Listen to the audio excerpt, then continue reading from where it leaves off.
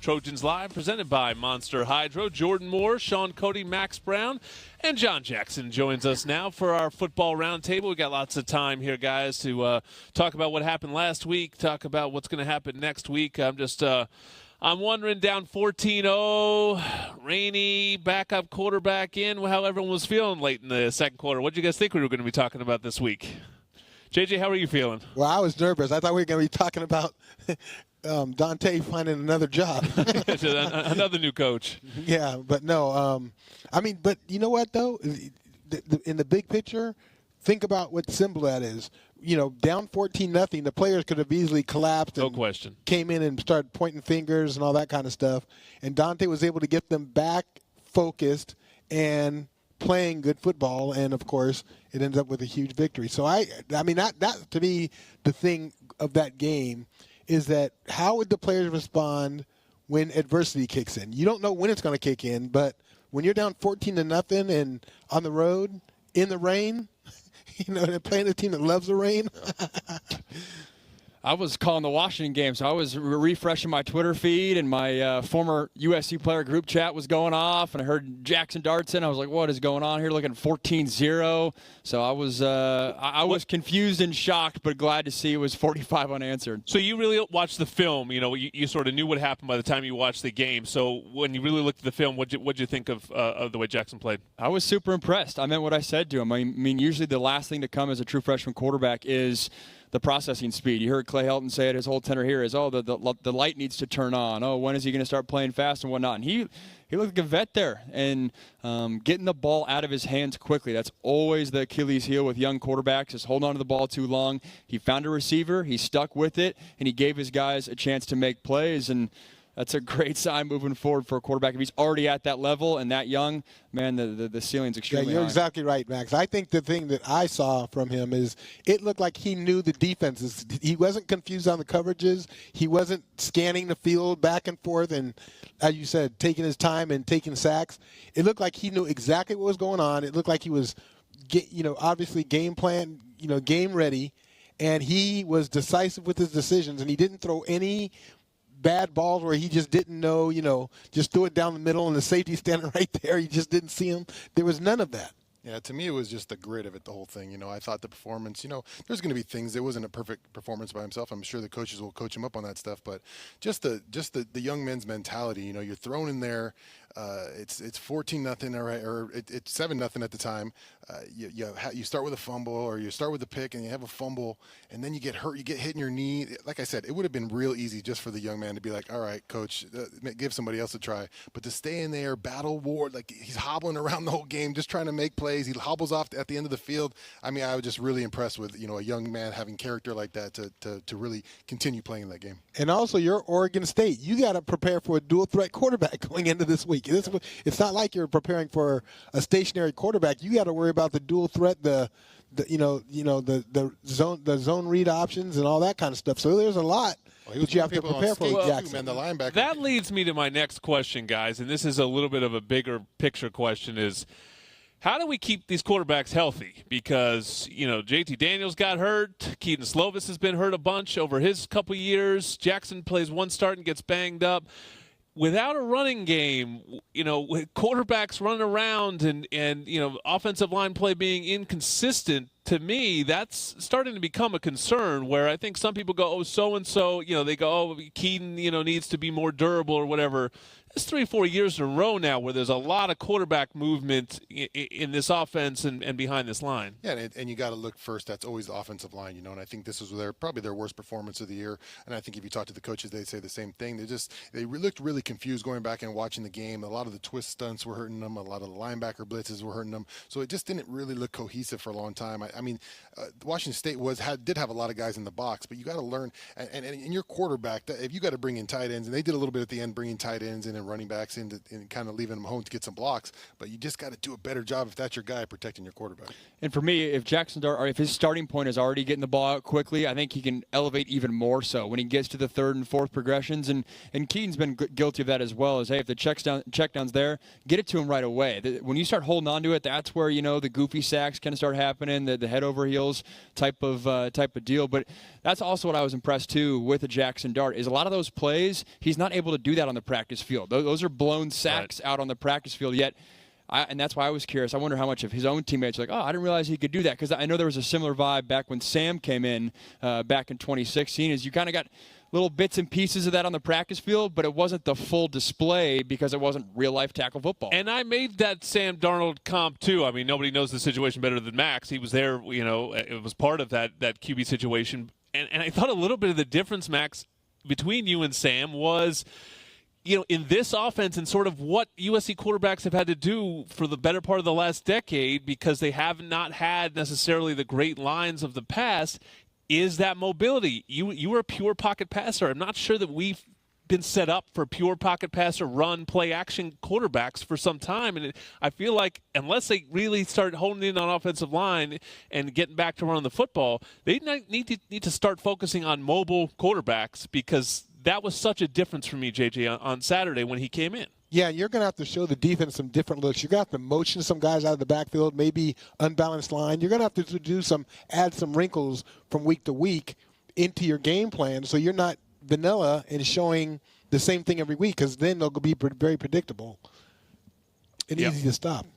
All right, well, the season keeps rolling on, and the quarterback situation's an interesting one. Drake London banged up, too. We're going to get into all that next as we head towards Saturday. Oregon State, a tough opponent coming into the Coliseum. Getting you set for USC, Oregon State coming up this Saturday, 7:30 kick at the Coliseum, 5:30 Trojan Tailgate Show. To be me, Sean, and Sua Cravens for that one. Hey, Trojan fans, get ready for game day with the Ralph's app. Enjoy free delivery with the Delivery Savings Pass and save on your fresh tailgating faves. Ralph's is a proud partner of USC Athletics. Fight on. Restrictions apply. Well, quarterback, we don't really know who's going to play quarterback on Saturday, and it sounds between Keaton and Jackson right now more like who will be healthy to play quarterback on Saturday. But let's talk about Keaton for a second, guys, because he sort of gets lost in this shuffle, and Jackson sort of threw down the gauntlet and showed what can be done. If it's Keaton's opportunity again, what does he need to do to get back to his high-flying best? Because it wasn't that long ago that Keaton was in Jackson's shoes, and he came in after JT Daniels, and he was Pac-12 Player of the Week and put up a monster number in the Coliseum. So, and he was all Pac-12 quarterback last year. So we know what Keaton's capable of. What does he need to do? I'll start with you, Max, as the quarterback, to sort of get back into his swagger a little. I thought Brock Heward had a very interesting take on the telecast. He said quarterbacks in this air raid scheme have their best years in year one because they are not thinking. They're just pulling the trigger. They're just reacting. They're just playing football. Not sure if I completely agree with that take, but I see his point in terms of you get a youngster in a Jackson Dart, you throw him out there, and Keaton was the same way a few years ago in this spread, wide-open offense, and they're just pulling the trigger. They're not thinking. They're not processing. They're not trying to find the perfect, route or do a little bit too much or be Superman or anything like that. And I think there's an element of that Keaton Slovis needs to get back to in terms of get the ball to your hands quickly. That's the first thing I noticed, hence the fact that I asked Jackson about that, is how quickly the balls come out of his hands. No sense of holding on to the rock, and I feel like Keaton can get back to that in terms of just gripping it and ripping it. And, JJ, I noticed that from a receiver standpoint, so take it from a receiver standpoint, because I thought the ball was getting distributed much more evenly, at least early. Obviously, Drake ends up having the huge day, but early in that game, we saw much more of Croman Hoke, Gary Bryant, some other guys getting touches, and then they went to Drake. And I think maybe some of that is just, hey, he's not thinking, this is a big play, I should go to my most dependable receiver. He's just seeing who's open. Yeah, similar to his zone read capability, it just brings another element to the offense, which makes it a nightmare on the defensive coordinator of your opponent to have to prepare for all these different offenses you might see. What is Oregon State going to see? We don't even know. Right. Is it going to be zone read? Is it going to be ball distribution?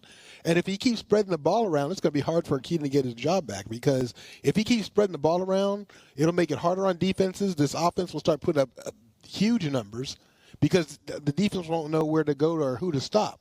And if it becomes predictable is when we've seen that When this offense has become predictable, that's when it has been easy to stop. I think this moment can be a really important moment in Keaton's career. You know, I look back at my career and I remember thinking, here I am, a junior.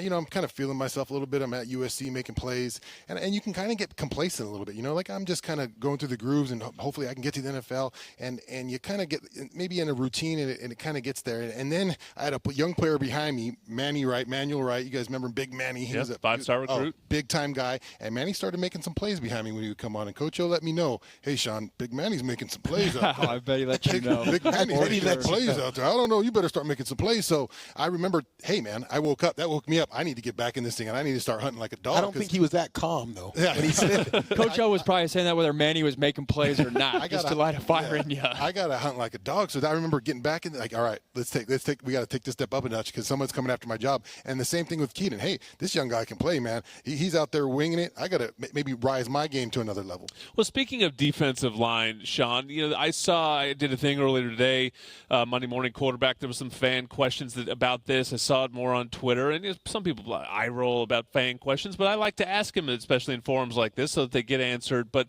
there seems to be this take of like, oh, Drake Jackson was much better with his hand in the dirt or in the turf, as the case may be, on Saturday. He does make that huge play. You have sort of questioned their usage of Drake Jackson so far. Did you notice a big difference on Saturday that he was, you know, playing a more traditional defensive end role as opposed to, you know, that sort of outside linebacker role? I think he's getting more. When I was watching the game, I didn't see it like, you know, as clearly as you do after you kind of take it in and have another chance to digest it. But I watched it again, and he's getting some rushes on the outside. I like him to be winning some more rushes on the outside. But I always, whenever I saw, we had great defensive ends on our team, and we were running these zone blitzes and these, you know, you had your defensive end block, like one of our best rushers would be dropping, and I always thought, what is going on here? We're sending these DBs and safeties at this guy when we have our best rusher dropping it, and that'll always kind of befuddle me. But I'm sure Todd Orlando has a plan for it and what he wants to do, because he can be used as a decoy as well. But I want to get my most production out of Drake Jackson when he's rushing that quarterback and making it happen. All right, we've got one more segment of Trojans Live coming up next. When you've got good beer and good vibes, it's all Buena. Introducing Stone Buenavesa Salt and Lime Lager. Brewed with real lime and a touch of sea salt, this insanely refreshing Baja-inspired lager is perfect for celebrating the good life with good people. Imported from San Diego to wherever you are, in 6-packs, 12-packs, and on draft. Find Buenavesa near you using the beer finder at find.stonebrewing.com and show how you live Buena on Instagram at LiveBuena. Trojan fans know that Fuelster is the smart, safe, and contactless way to save time and money on gas for your car. That's because Fuelster brings the gas to you. Just download the Fuelster app and pay the same price as you would at the pump while protecting yourself from unwanted viruses. They'll even fill up your car while you're enjoying the game at the Coliseum or any other day on or off campus, because you have places to go and things to do. Fuelster is available in the App Store, Google Play, and Fuelster.co. It's time to recharge, reconnect, and rediscover your perfect combination at Pechanga Resort Casino. And with your resort favorites back in action, there's all of the excitement and comfort you love, with the peace of mind you can depend on.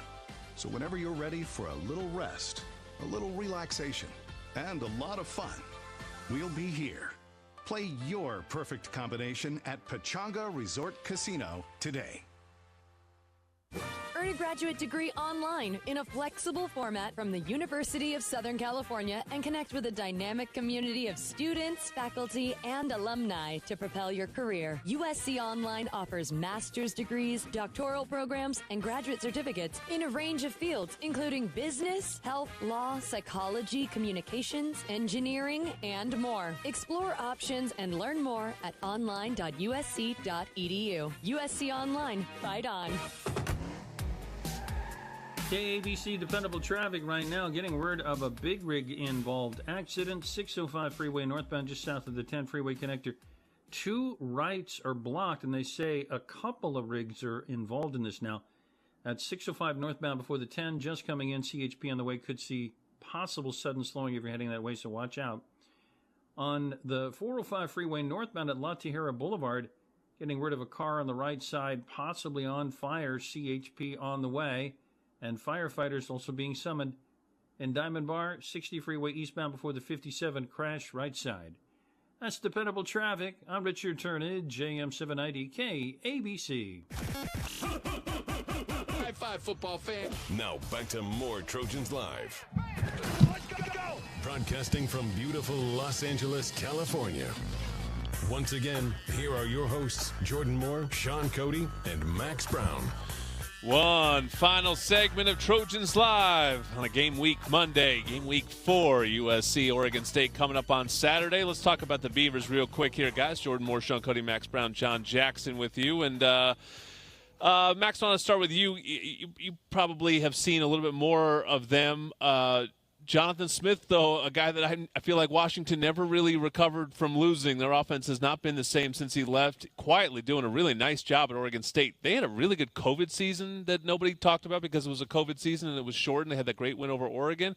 And listen, I mean, wins over Hawaii and Idaho, nothing to write home about. Lost to Purdue, not great, but they were figuring out their quarterback spot. But a pretty talented offense in terms of production so far, leading the Pac-12 in yards. Yeah, they're certainly competitive. Got a great running back, and it starts with the run game for them, and still trying to figure out their quarterback situation with Chance Nolan and what that means at that position. And it's a reminder there were UW fans that were calling or showing Jonathan Smith the door, and sure enough, he kind of leaves and sparks the team, and now UW's the one with offensive struggles. But I mean, I remember when I was at SC, they had the Sean Mannion years, and they were a competitive football team, and there was a big dip.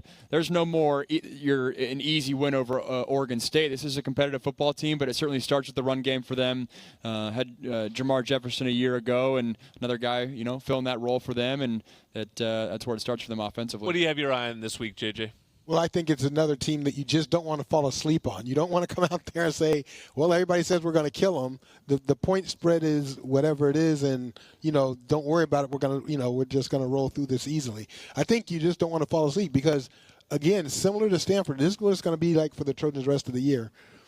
If they go in at halftime and it's close, the other team's going to think that they're going to win. Yep. So you cannot afford to go into the half with it being a close game or trailing. Yeah, I don't think there's less blood in the water, Shaun. Now you got to be ready to play. There's just still, if you're Oregon State, you're going, they don't know who they're going to play quarterback. We don't know if Drake London's going to play. I mean, this might be a game where the USC defense needs to lead the way. Oh, yeah, and a talented group of linebackers, I think, from Oregon State. When I watch their film, or Avery Gordon, he runs around, man. And you hold anybody to 0 points, I don't care if it was the Vandals or not. Right. That's a task in this day and age of football. Yep. Holding someone to 0 points is quite an accomplishment. I'm sure a lot of guys from Southern Cal on that team, they'll be fired up to come to the Coliseum. They sure will. We'll be fired up to be back in the Coliseum again. You can tune in at 5:30 on Saturday night, and you can watch us on the Trojan Tailgate Show, and then we'll be back here next week on Trojans Live to wrap things up. Trojans Live is a production of USC Sports Properties and Playfly Sports. Our producer is Rick Cutler, production assistance by Katie Ryan and Art Webb. Our executive producer is Drew DeHart. Thank you to all our guests here tonight. And as always, you can follow along YouTube's USC Athletics channel on YouTube, twitter.com/USC_athletics. And right here on 790 KBC and the USC Trojans Media Network, your radio home for the USC Trojans. For Shaun Cody, Max Browne, John Jackson, I'm Jordan Moore. Fight on, everybody.